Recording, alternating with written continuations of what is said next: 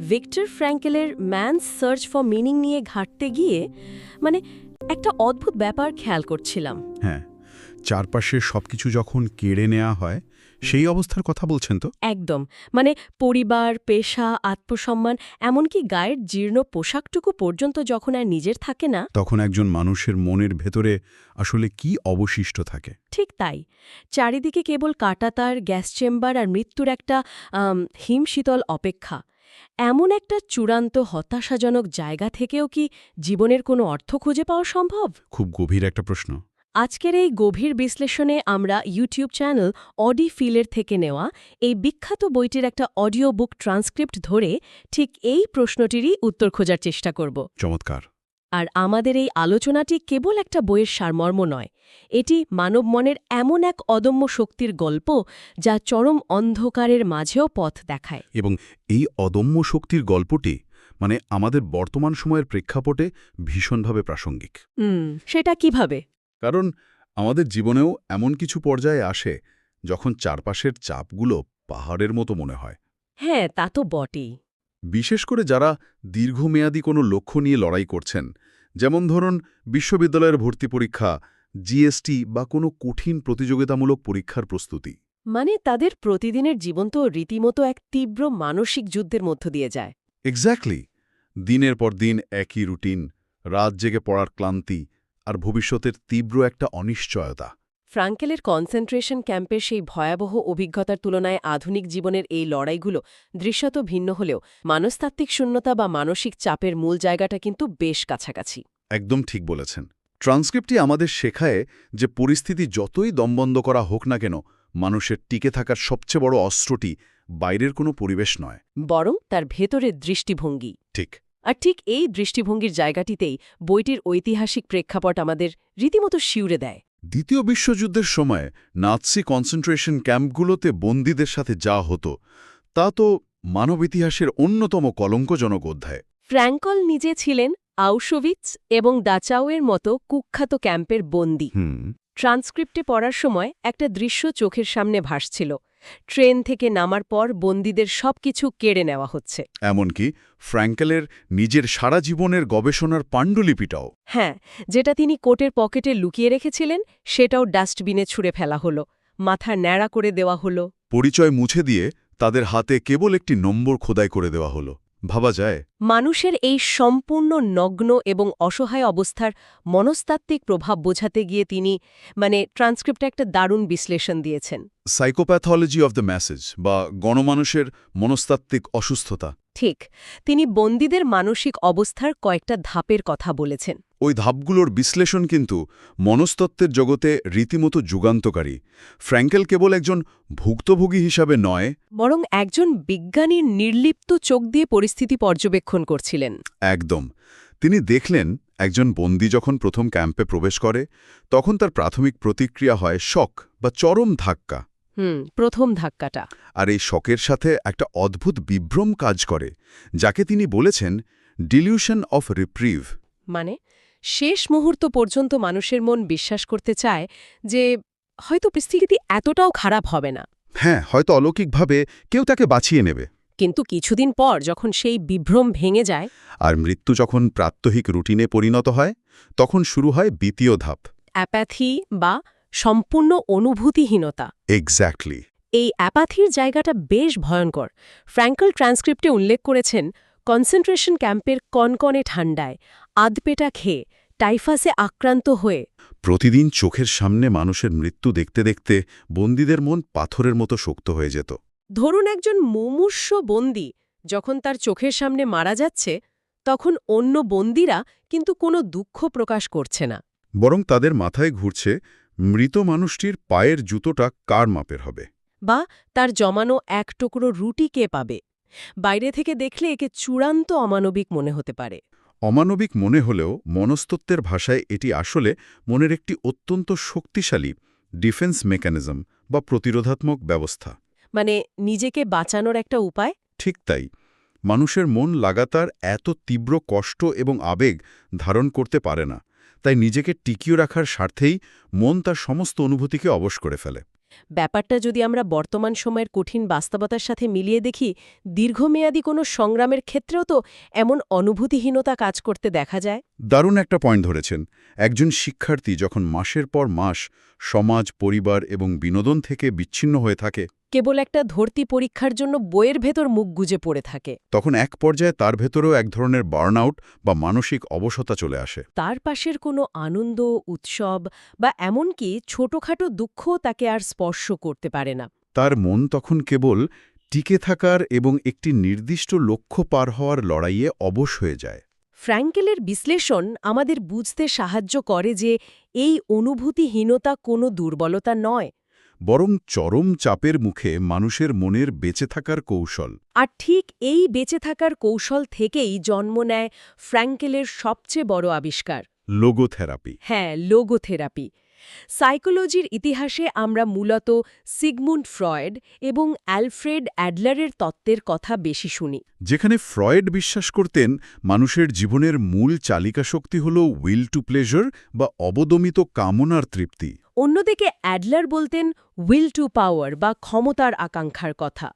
কিন্তু ফ্র্যাঙ্কেল এই দুই ধারণাকেই একপাশে সরিয়ে রেখে একটি সম্পূর্ণ নতুন দিকের উন্মোচন করলেন। তিনি বললেন উইল টু মিনিং বা জীবনের অর্থ খোঁজার আকাঙ্ক্ষার কথা। কারণ এই লোগোস বা গ্রিক শব্দটির অর্থই হল মিনিং বা অর্থ। জন্য আর এখানেই ফ্র্যাঙ্কলের দর্শন প্রচলিত ধারণাগুলো থেকে আলাদা হয়ে যায়। মানুষ কেবল কিছু জৈবিক প্রবৃত্তি দ্বারা চালিত কোনো প্রাণী নয়। অন্যান্য প্রাণীদের ক্ষেত্রে প্রকৃতি তাদের বলে দেয় তাদের কি করা উচিত। আবার প্রাচীন যুগে বা ঐতিহ্যবাহী সমাজ ব্যবস্থায় প্রথা বা কালচার মানুষকে বলে দিত তার জীবনের লক্ষ্য কী হবে। কিন্তু আধুনিক যুগে এসে মানুষের জন্মগত সেই প্রবৃত্তিও নেই। আবার অনেক ক্ষেত্রে পুরনো প্রথাগুলো ভেঙে পড়েছে। ফলে আধুনিক মানুষের ভেতরে একটি বিশাল শূন্যতা তৈরি হয়েছে। মানুষ বুঝতে পারে না তার আসলে কি করা উচিত বা তার বেঁচে থাকার অর্থ কী। ট্রান্সক্রিপ্টে এই অবস্থাকে বলা হয়েছে এক্সিস্টেনশিয়াল ভ্যাকিউম বা অস্তিত্বের শূন্যতা। ফ্র্যাঙ্কল এই শূন্যতার একটি চমৎকার উদাহরণ দিয়েছেন, সানডে নিউরোসিস। হ্যাঁ, সানডে নিউরোসিস বা রবিবারের বিষণ্ণতা। সারা সপ্তাহ কাজের প্রচণ্ড চাপের মধ্যে থাকার পর রবিবার যখন ছুটির দিন আসে, মানুষের মনে এক ধরনের দম বন্ধ করা শূন্যতা ভর করে। কারণ কাজের চাপ সরে যাওয়ার পর সে বুঝতে পারে যে তার জীবনের ভেতরে আসলে গভীর কোনো অর্থ নেই। আর এই শূন্যতা ঢাকতেই মানুষ অনেক সময় নেশায় আসক্ত হয় বা ক্রমাগত ক্ষমতা ও অর্থের পেছনে ছুটতে থাকে। কিন্তু এগুলো কোনোটাই আসল শূন্যতা পূরণ করতে পারে না। তো এই অস্তিত্বের সংকট থেকে বের হওয়ার উপায় হিসাবে ট্রান্সক্রিপ্টে একটি ধারণার কথা এসেছে। নিউ ডায়নামিক্স বা নিউ ডায়নামিক্স। এই ধারণাটা কিন্তু মানসিক স্বাস্থ্যের প্রচলিত সংজ্ঞাকে পুরোপুরি চ্যালেঞ্জ করে। একদম। সাধারণত মনে করা হয় মানসিক প্রশান্তি মানেই হল একদম চাপমুক্ত, চিন্তামুক্ত একটি রিল্যাক্সড অবস্থা। কিন্তু লোগোথেরাপি বলছে সম্পূর্ণ চাপমুক্ত অবস্থা মানুষের মনের জন্য ক্ষতিকর। মানুষের মনের সুস্বাস্থ্যের জন্য একটি নির্দিষ্ট মাত্রার টেনশন বা গঠনমূলক চাপ অপরিহার্য। এই চাপটি তৈরি হয় দুটি বিষয়ের মধ্যে: মানুষ বর্তমানে কি অবস্থায় আছে এবং ভবিষ্যতে সে কি হতে চায়। এই দুয়ের মাঝখানের যে শূন্যস্থান সেটি পূরণ করার তাড়নাই হল নিও ডায়নামিক্স। বিষয়টিকে একটি ধনুকের সাথে তুলনা করা যেতে পারে। ধনুকের উপমাটা ট্রান্সক্রিপ্টে দারুণভাবে দেওয়া আছে। হ্যাঁ, তীরন্দাজ যদি তীরটিকে অনেক দূরে এবং সঠিক লক্ষ্যে পাঠাতে চায়, তবে তাকে ধনুকের শিলাটি টেনে ধরে একটি প্রচণ্ড চাপ বা টেনশন তৈরি করতে হয়। শিলাটি ঢিলা থাকলে তীর কখনো গন্তব্যে পৌঁছাবে না। এই ধনুকের শিলার উপমাটি অত্যন্ত শক্তিশালী। বিশেষ করে যে কোনো স্বপ্নবাজ শিক্ষার্থীর জন্য এটি একটি বড় শিক্ষা। যখন পড়ালেখার প্রচণ্ড চাপ, ক্যারিয়ারের অনিশ্চয়তা বা রাত জাগার ক্লান্তি মনকে আচ্ছন্ন করে ফেলে, তখন এই চাপটিকে নেতিবাচক হিসেবে দেখার কোনো কারণ নেই। এই চাপটি হল সেই ধনুকের শিলার টেনশন যা তীরটিকে তার গন্তব্যে পৌঁছে দেবে। জীবনে কোনো বড় উদ্দেশ্য বা মিনিং থাকলে এই চাপ সহ্য করা অনেক সহজ হয়ে যায়। ফ্র্যাঙ্কেল তার বইয়ে এই অর্থ বা উদ্দেশ্য খুঁজে পাওয়ার জন্য সুনির্দিষ্ট 3টি পথের কথা বলেছেন। প্রথমটি হল কোনো কাজ করা বা সৃষ্টি করা, যাকে বলা যায় দ্য মিনিং অফ ওয়ার্ক। দ্বিতীয়টি হল কাউকে বা কোনো কিছুকে গভীরভাবে ভালোবাসা, অর্থাৎ দ্য মিনিং অফ লাভ। প্রথম দুটি পথ আমাদের কাছে বেশ পরিচিত মনে হলেও লোগোথেরাপির সবচেয়ে যুগান্তকারী এবং গভীর দর্শনটি লুকিয়ে আছে তৃতীয় পথটির মাঝে। আর সেটি হল দ্য মিনিং অফ সাফারিং বা কষ্টের মাঝে জীবনের অর্থ খুঁজে পাওয়া। মানুষ স্বাভাবিকভাবেই কষ্ট থেকে পালাতে চায়, কিন্তু এমন কিছু পরিস্থিতি থাকে যা এড়ানো মানুষের সাধ্যের বাইরে। একটি দুরারোগ্য ব্যাধি, কোনো প্রিয়জনের মৃত্যু কিংবা কোনো নির্দিষ্ট লক্ষ্যে পৌঁছনোর জন্য অপরিহার্য দীর্ঘমেয়াদী শারীরিক ও মানসিক ক্লেশ। ফ্র্যাঙ্কল বলছেন, যখন কোনো চরম কষ্ট বা ভোগান্তির সাথে একটি মহৎ উদ্দেশ্য যুক্ত হয়, তখন সেটি আর কেবল কষ্ট থাকে না। সেটি একটি পবিত্র আত্মত্যাগে পরিণত হয়। ট্রান্সক্রিপ্টের এর একটা অসাধারণ বাস্তব উদাহরণ দেয়া আছে। ওই বয়স্ক ডাক্তারের গল্পটা, তাই তো? হ্যাঁ, একজন বয়স্ক ডাক্তার একবার ফ্র্যাঙ্কেলের কাছে এসেছিলেন চরম বিষণ্ণতা নিয়ে। তার স্ত্রী কয়েক বছর আগে মারা গেছেন এবং সেই শোক তিনি কিছুতেই কাটিয়ে উঠতে পারছিলেন না। ফ্র্যাঙ্কেল কিন্তু তাকে কোনো গতানুগতিক সান্ত্বনা দেননি। না, তিনি শুধু একটি প্রশ্ন করেছিলেন, ডাক্তার, যদি আপনি আগে মারা যেতেন আর আপনার স্ত্রী বেঁচে থাকতেন তাহলে কি হতো? ডাক্তার উত্তর দিলেন, ওহ, তাহলে তো সে ভয়াবহ কষ্ট পেত, সেই শোক সহ্যই করতে পারত না। তখন ফ্র্যাঙ্কেল বললেন, দেখুন ডাক্তার, আপনার স্ত্রী সেই ভয়ানক কষ্টের হাত থেকে রক্ষা পেয়েছেন, আর তাকে এই কষ্ট থেকে রক্ষা করার মূল্য হিসেবেই আজ আপনি এই শোক বা কষ্টটুকু ভোগ করছেন। ভাবা যায়, এই একটিমাত্র দৃষ্টিভঙ্গির পরিবর্তনে সে বৃদ্ধ ডাক্তারের পুরো বিষণ্ণতা কেটে গেল। তার ওই চরম শোক একটি গভীর অর্থ খুঁজে পেল, নিজের ভালোবাসার মানুষকে কষ্ট থেকে বাঁচানোর আত্মত্যাগ। কষ্টকে আত্মত্যাগে রূপান্তর করার এই দর্শনটি যে কোনো দীর্ঘ সংগ্রামের ক্ষেত্রে জাদুর মতো কাজ করতে পারে। আমাদের শিক্ষার্থীদের কথাই ধরা যাক। দিনের পর দিন একটি ছোট ঘরে বসে বন্ধুদের আড্ডা, পারিবারিক উৎসব এবং স্বাভাবিক জীবনের আনন্দগুলো বিসর্জন দিয়ে যখন পড়াশোনা করতে হয়, তখন সেই ক্লান্তি এবং একঘেয়েমি ভেতর থেকে কুরে কুরে খায়। বা এটিকে দেখলে এটি একটি নিছক অমানবিক চাপ। কিন্তু যদি এই কষ্টটাকে একটু ভিন্ন দৃষ্টিকোণ থেকে দেখা হয়, যদি এই রাত জায়গাগুলো হয় একটি পরিবারের অর্থনৈতিক মুক্তির ভিত্তিপ্রস্তর, যদি এই না ঘুমানো চোখগুলো হয় একজন বাবা বা মায়ের গর্বের হাসি দেখার একমাত্র উপায়, যখনই এই বৃহত্তর অর্থটি চোখের সামনে পরিষ্কার হয়ে যায়, তখনই পড়ালেখার ওই চরম ক্লান্তি আর বোঝা মনে হয় না। ফ্র্যাঙ্কেল অত্যন্ত স্পষ্টভাবে বলেছেন, emotion which is suffering ceases to be suffering as soon as we form a clear and precise picture of it. অর্থাৎ কষ্টের পেছনের কেন বা কারণটি পরিষ্কার হয়ে গেলে যে কোনো কিভাবে বা পরিস্থিতি মোকাবেলা করা সম্ভব। এই তাত্ত্বিক আলোচনার বাইরে গিয়ে লোগোথেরাপির কিছু সরাসরি প্রায়োগিক দিকও ট্রান্সক্রিপ্টে উঠে এসেছে। বিশেষ করে লোগোথেরাপি অ্যাজ এ টেকনিক অংশে। হ্যাঁ, সেখানে প্যারাডক্সিক্যাল ইন্টেনশন নামক একটি ভীষণ চমকপ্রদ কৌশলের কথা বলা হয়েছে। মনস্তাত্ত্বিক ভয় বা অ্যাংজাইটি দূর করতে এর প্রয়োগ সত্যিই অবাক করার মতো। প্যারাডক্সিক্যাল ইন্টেনশন হল মানুষের মনের নিজস্ব ভয়ের সাথে এক ধরনের কৌতুক করা। সাধারণত আমরা যে বিষয়টিকে সবচেয়ে বেশি ভয় পাই, অবচেতনভাবে আমরা সেই পরিস্থিতিটিই ডেকে আনি, যাকে বলা হয় অ্যান্টিসিপেটরি অ্যাংজাইটি। উদাহরণস্বরূপ, কোনো ব্যক্তির হয়তো জনসম্মুখে কথা বলার সময় অতিরিক্ত ঘাম হওয়ার ভয় কাজ করে। সে যত বেশি ভাববে আমি যেন ঘেমো না যাই, সবাই আমার দিকে তাকাবে, তার স্নায়বিক চাপ তত বাড়বে এবং সে তত বেশি ঘামবে। একইভাবে পরীক্ষার হলে সব ভুলে যাওয়ার ভয় থেকে প্যানিক অ্যাটাক হওয়াটা খুব সাধারণ একটি ঘটনা। লোগোথেরাপি এখানে একটি সম্পূর্ণ বিপরীতমুখী কাজ করতে বলে। লোগোথেরাপি বলে, আপনি যা ভয় পাচ্ছেন ইচ্ছাকৃতভাবে ঠিক সেই কাজটি করার চেষ্টা করুন। ব্যাপারটা শুনতে অদ্ভুত লাগলেও এর পেছনের বিজ্ঞানটা অকাট্য। সেই ঘামভীত লোকটি যদি মঞ্চে ওঠার আগে মনে মনে প্রতিজ্ঞা করে, আজ আমি সবাইকে দেখিয়ে দেব আমি কত লিটার ঘামতে পারি, অন্যদিন আমি 1 লিটার ঘামি, আজ 2 লিটার ঘামব, তখন এক জাদুকরী ব্যাপার ঘটে। তার মনের ভেতরের সেই ভয়ের চক্রটি হঠাৎ করে ভেঙে যায়। সে তার নিজের ভয়টিকে একটি হাস্যকর বিষয়ে পরিণত করে ফেলেছে। যে শিক্ষার্থী পরীক্ষার হলের সব ভুলে যাওয়ার ভয়ে কাঁপে, সে যদি হলে ঢোকার আগে মনে মনে বলে, আজ আমি ইচ্ছাকৃতভাবে সব প্রশ্নের উত্তর ভুলে যাব, আমি খাতায় একটা শব্দ মনে করতে পারব না, তখন তার স্নায়ুবিক চাপ বা প্যানিক মুহূর্তের মধ্যে মিলিয়ে যায়। কারণ মানুষ চাইলেই জোর করে তার ভয় বা নার্ভাসনেস তৈরি করতে পারে না। নিজের মনের উপর মানুষের এই নিয়ন্ত্রণের ক্ষমতাটি নিয়ে ভাবতে গেলেই অবধারিতভাবে একটি বড় দার্শনিক এবং মনস্তাত্ত্বিক বিতর্ক সামনে চলে আসে, যাকে ট্রান্সক্রিপ্টে বলা হয়েছে নিয়তিবাদ বা ডিটারমিনিজম বনাম স্বাধীন ইচ্ছা বা ফ্রি উইলের দ্বন্দ্ব।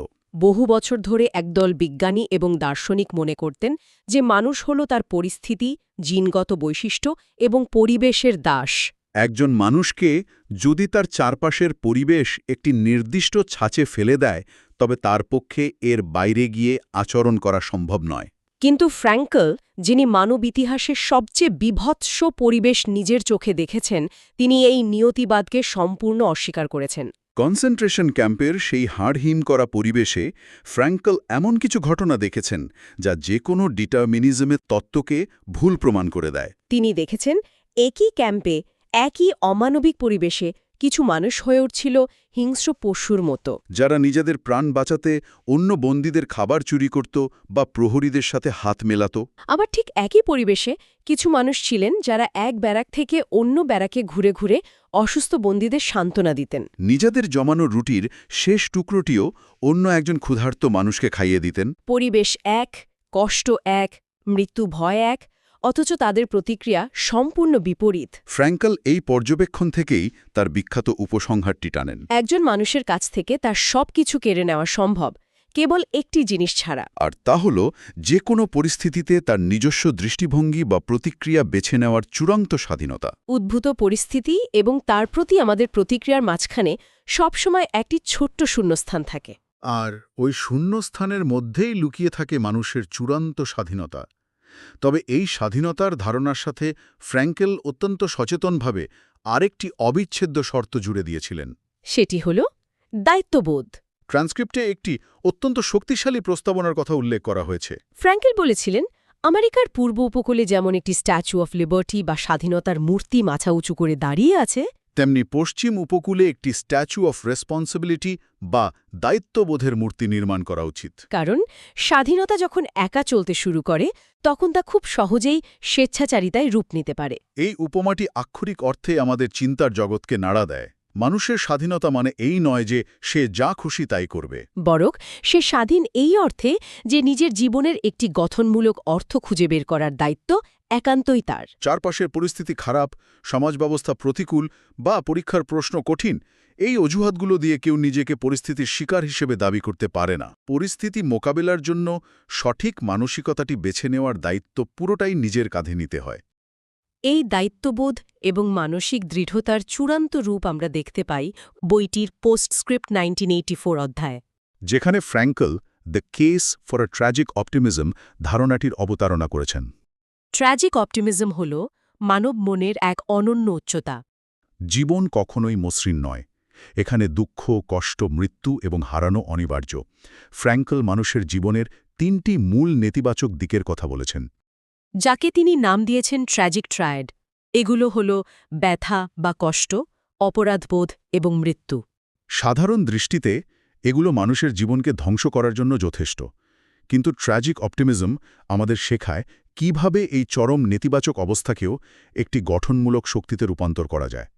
এটি শেখায় কিভাবে শারীরিক বা মানসিক কষ্টকে একটি অর্জনে বা আত্মত্যাগে পরিণত করা যায়, কিভাবে অতীতের অপরাধবোধ বা ব্যর্থতা থেকে শিক্ষা নিয়ে ভবিষ্যৎকে সুন্দর করা যায়, এবং কিভাবে জীবনের ক্ষণস্থায়ী রূপ বা মৃত্যুকে অনুধাবন করে বর্তমান মুহূর্তের প্রতিটি কাজকে আরও বেশি অর্থবহ এবং তীব্র করে তোলা যায়। আর ভিক্টর ফ্র্যাঙ্কল কেবল বইয়ের পাতাতেই এই ট্র্যাজিক অপটিমিজমের কথা লিখে যাননি, তিনি নিজের জীবন দিয়ে সেটি প্রমাণ করে গেছেন। ট্রান্সক্রিপ্ট থেকে আমরা জানতে পারি কনসেন্ট্রেশন ক্যাম্পের সেই নারকীয় ধ্বংসস্তূপ থেকে বের হওয়ার পর তিনি হতাশায় নিমজ্জিত হননি, বরং তিনি তার সেই ভয়াবহ অভিজ্ঞতাকে পুঁজি করে গোটা মানবজাতির মানসিক নিরাময়ের জন্য লোগোথেরাপি প্রতিষ্ঠা করেছিলেন। তিনি হার্ভার্ড, স্ট্যানফোর্ড এবং ইউনিভার্সিটি অফ পিটসবার্গের মতো বিশ্বের শীর্ষস্থানীয় বিশ্ববিদ্যালয়গুলোতে শিক্ষকতা করেছেন। তার এই দর্শন পুরো সাইকিয়াট্রি জগৎকেই নতুন করে ভাবতে বাধ্য করেছিল। ট্রান্সক্রিপ্টে বলা হয়েছে সাইকিয়াট্রি রিহিউম্যানাইজড। সাইকিয়াট্রি রিহিউম্যানাইজড বা সাইকিয়াট্রিতে পুনরায় মানবতার সঞ্চার। ফ্র্যাঙ্কেলের আগে অনেক চিকিৎসক রোগীদের কেবল একটি যান্ত্রিক কাঠামোর ত্রুটি হিসেবে দেখতেন। তাদের কাছে মানসিক রোগ মানেই ছিল ব্রেনের কিছু কেমিক্যাল ইমব্যালেন্স বা অবদমিত কামনার বহিঃপ্রকাশ, যা কেবল ওষুধ বা অ্যানালাইসিস দিয়ে ঠিক করা প্রয়োজন। কিন্তু ফ্র্যাঙ্কেল মনে করিয়ে দিলেন যে একজন রোগী সবকিছুর ঊর্ধ্বে একজন মানুষ, তার ভেতরেও মহৎ কিছু করার, জীবনের অর্থ খোঁজার একটি প্রবল তৃষ্ণা রয়েছে। চিকিৎসকদের কাজ কেবল রোগের লক্ষণ কমানো নয়, বরং রোগীকে তার জীবনের সেই হারিয়ে যাওয়া অর্থ বা মিনিং খুঁজে পেতে সহায়তা করা। এই একটি মাত্র দৃষ্টিভঙ্গির কারণেই ভিক্টর ফ্র্যাঙ্কল ইতিহাসের অন্যতম প্রভাবশালী এবং মানবিক একজন সাইকিয়াট্রিস্ট হিসেবে অমর হয়ে আছেন। কনসেন্ট্রেশন ক্যাম্পের অন্ধকার থেকে শুরু করে লোগোথেরাপির আলো, এই পুরো যাত্রাটি প্রমাণ করে যে মানুষের ভেতরের ইচ্ছাশক্তি যে কোনো বাহ্যিক শক্তির চেয়ে ঢের বেশি শক্তিশালী। যখন আমাদের জীবনের কোনো সুনির্দিষ্ট কেন বা উদ্দেশ্য থাকে, তখন যে কোনো কিভাবে বা পরিস্থিতি আমরা সহ্য করতে পারি। আর এই জ্ঞানটি তখনই সবচেয়ে মূল্যবান হয়ে ওঠে যখন এটি বাস্তব জীবনের কঠিন মুহূর্তগুলোতে প্রয়োগ করা হয়। তা হতে পারে পড়ালেখার চরম চাপ, ক্যারিয়ারের সংগ্রাম অথবা ব্যক্তিগত কোনো ক্ষতি।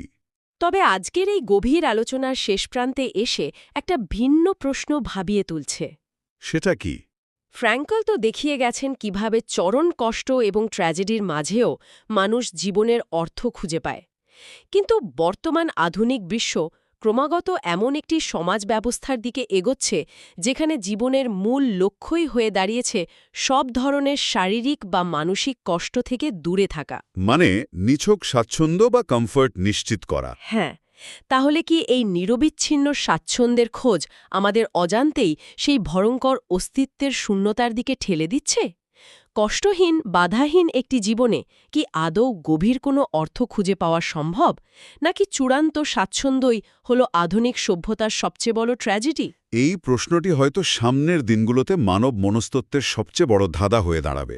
আর সেই ধাঁধার উত্তর খোঁজার দায়িত্ব আমাদের সবার। আমাদের ভাবতে হবে, যদি আমাদের জীবনের সবচেয়ে বড় স্বাধীনতা হয় পরিস্থিতির প্রতি আমাদের প্রতিক্রিয়া বেছে নেওয়ার ক্ষমতা, তবে আজ আমরা আমাদের প্রতিদিনের সংগ্রাম বা কষ্টকে ঠিক অর্থ দিচ্ছি। আমাদের বর্তমানের এই ক্লান্তি কি শুধুই একটি বোঝা, নাকি এটি আগামী দিনের সবচেয়ে শক্তিশালী ভিত্তিপ্রস্তর?